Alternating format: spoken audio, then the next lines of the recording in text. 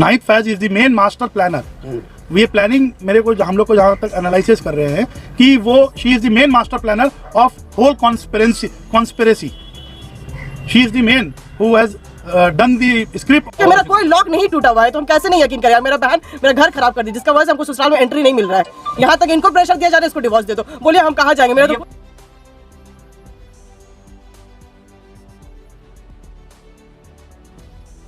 स्वागत है आपका टॉप लाइन न्यूज में। मैं आपके साथ यूहीन असलम लौटी हूँ एक और चौंका देने वाली खबर के साथ। 10 लाख की चोरी का हुआ पर्दाफाश। जी हाँ दोस्तों, बिल्कुल सही सुना आपने, 10 लाख की चोरी का हुआ पर्दाफाश। सोशल वर्कर नाहिद फैज के हस्बैंड फैज आलम अब पुलिस के हिरासत में हैं, अपनी ही साली के घर पे चोरी के इल्ज़ाम में। इसके साथ ही साथ मैं आपको एक और बात बता दूं कि joint CP crime Shri Murlidhar Sharma ने ये जानकारी दी कि तौसीफ अख्तर के घर पे डकैती के मामले में फैज़ आलम को आईपीसी की धारा 380 के तहत हिरासत में लिया गया है। घटना सीसीटीवी फुटेज देखने के बाद पुलिस को शक हुआ और इसी बुनियाद पर परसों रात ही पुलिस की एंटी बलगेरी टीम ने उसे हिरासत में लेकर जब पूछताछ की और पुलिस ने जब सख्ती दिखाई तो उसने अपना जुर्म कबूल कर लिया और पुलिस को बताया कि चुराए गए सामान यानी कि सारे जेवरात को उसने अपने घर पर रखा है। और थोड़ी ही देर में पार्क स्ट्रीट थाना के अंतर्गत रिपन स्ट्रीट इलाके में उसके फ्लैट से सारे चोरी किए गए जेवरात बरामद किए गए। वहीं तौसीफ अख्तर को बताया कि फैज़ आलम को 14 दिन जेल की कस्टडी में रखा गया है। अब सवाल ये आता है कि एक सोशल वर्कर ने ऐसा क्यों किया?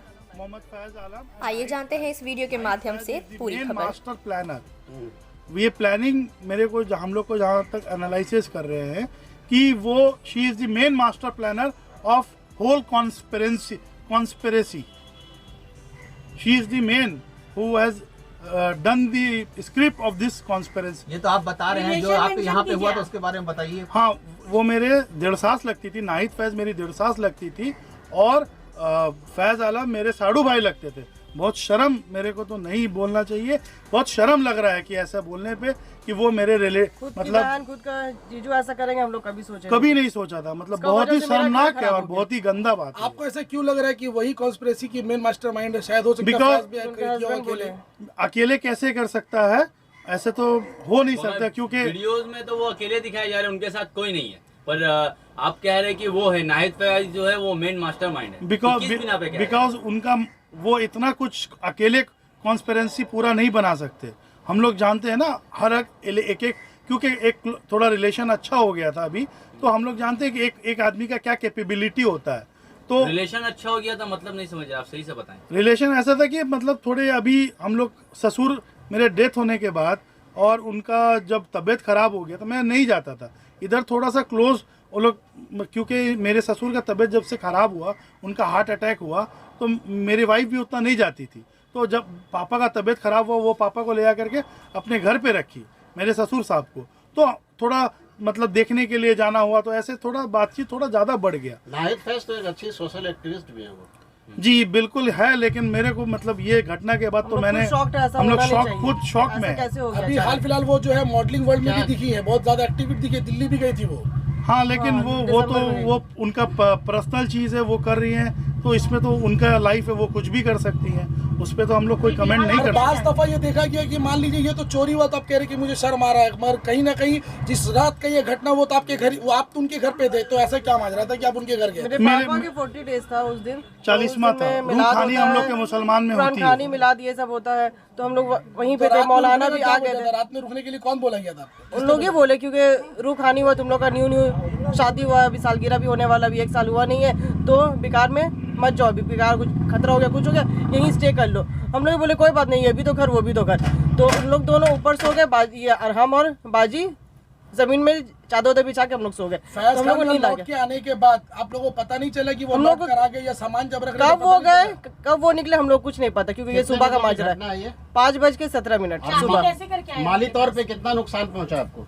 अब 10 लाख के आसपास। ये 10 लाख सुना है कि रिकवरी हो चुका है सामान। रिकवरी में 2 चीज मिसिंग है। Thanks for the Kolkata police team that they have work so actively and I personally thank to them for their effortless work, and also thanks to social media as well. Wasim bhai and all. Okay, and all others media channels and अभी मैं ये चाहता हूँ कि नाहिद फैज से भी पूछे कि क्यों ऐसा किया, क्यों अपनी ऐसा बहन के की, साथ? क्योंकि साथ दुश्मन भी ऐसा नहीं करता है। मेरा हस्बैंड अगर घर कोई खराब चीज किया करता है है वो। तो कहीं ना कहीं वो उनके एक्नॉलेजमेंट में है, क्योंकि फैज आलम साहब कुछ भी करते थे तो वो नाहिद फैज से पूछ करके करते थे, उनके नॉलेज में रहता था, वो बोलती थी तभी वो करते थे। अच्छा, एक सवाल मेरा ये भी है आपसे कि वो लोग जो आए हैं तो उन लोग के पास चाबी कैसे किया है? ये तो उन लोग के पास क्या डुप्लीकेट चाबी है? यही मैं सवाल नाहिद पुलिस डिपार्टमेंट अगर नाहिद फैज से पूछेंगी तभी वो बता पाएंगे, लेकिन नाहिद फैज से कोई सवाल नहीं नाहिद पूछा फैज जाए। जी है कहाँ, ये बताएं आप। वो तो हम लोग को जैसा इन्फॉर्मेशन आया है कि वो रात में आ रही है अपने घर पे late night and early morning निकल जा रही ये है। रिकवरी कहाँ से किया पुलिस, कुछ बताइए उसके बारे में। रिकवरी रिकवरी कहाँ से हुआ है पूरा बताइए। रिकवरी उनके घर से हुआ, किसके घर से हुआ? फैज आलम के घर से। नाहिद फैज दोनों हस्बैंड वाइफ। एड्रेस क्या हुआ वहाँ जहाँ से रिकवरी हुआ? एड्रेस प्रॉपर एड्रेस तो ये सेकंड लाइन में आता है, वो सेकंड लाइन आसिया मंजिल, बिल्डिंग का नाम आसिया मंजिल उनका बिल्डिंग का नाम, Mehdi Bagan Siddiqui line, AK Mohammad Siddiqui line address होता है BC उसका। गली के बगल से गुजर। सेकंड लाइन जो गली है वहाँ से। जी वार्ड नंबर 6। अच्छा, आपको पता कैसे चला कि रिकवरी हुआ? क्या पुलिस ने पुलिस मेरे साथ ही जा करके पुलिस की पूरी टीम थी, कोलकाता पुलिस की full team and local PS को ले करके जा करके पूरा रिकवरी किया। थे मौजूद? जी मैं खुद मौजूद था और वो फैज आलम को भी लेके गया था। उन्होंने पूरा ही निकाल करके पूरा ज्वेलरीज उनके वो खुद ही निकाले हैं। मतलब फैज आलम ने सब ज्वेलरी वगैरह निकाल के दिया? दी बिल्कुल। और उस वक्त वहाँ पे कुछ कह रहा था फैज आलम आपसे या पुलिस से कुछ कह रहा था? वो यही कह रहा था कि मतलब थोड़ा हमको रिलीफ मतलब छोड़ दीजिए भाई एंड ऑल। कितने महीने की सजा हुई? सजा हुई कुछ? नहीं अभी वो तो उनको जीसी मजिस्ट्रेट साहब ने दिए हैं 14 दिन का। अच्छा, बाय प्रोफेशन फैज आलम करते क्या है? ये मैं पूरी डीपली उनसे कभी पूछा नहीं, क्योंकि किसी का पर्सनल चीज आपके साड़ू है वो ना? ये मैं जानते थे इन दिनों। वो पहले तो कॉर्पोरेट होटल में जॉब करते थे, ठीक है ना। उसके बाद वो इससे पहले सऊदी ये कतर में भी थे, और अभी यहाँ पे कलकत्ता में अभी कोई बिल्डिंग मटेरियल वगैरह भी सप्लाई कर रहे थे। क्या चाहते हैं आप? और इवेंट वगैरह का भी कोई काम कुछ इन्वॉल्वमेंट था। अभी क्या चाहते हैं फिलहाल, क्या चाहते हैं? अभी मैं यही चाहता हूँ कि हमारे वाइफ की जो ज्वेलरीज है वो हमें मिल जाए, जी। और 2 चीज मिसिंग है वो मिल जाए, और मतलब मेरे से वो कुछ कैश भी ली थी एज ए हेल्प। कितना कैश लिया? 2 लाख रुपए कैश ली थी मेरे से, वो रिटर्न नहीं किए अभी तक, ठीक है ना। वो पैसा मैंने दूसरे से उनको दिलवाया था। किस लिए मांगी थी? वो कुछ उनका पर्सनल कोई रिलेटिव का कर्जा था, और उनको अपना हस्बैंड को कोई मटेरियल वगैरह अभी बिल्डिंग के सप्लाई कर रहे हैं, ठीक है ना। तो उसमें पैसा का ज़रूरत था, और कुछ और एक्सक्यूजेस दी थी उन्होंने।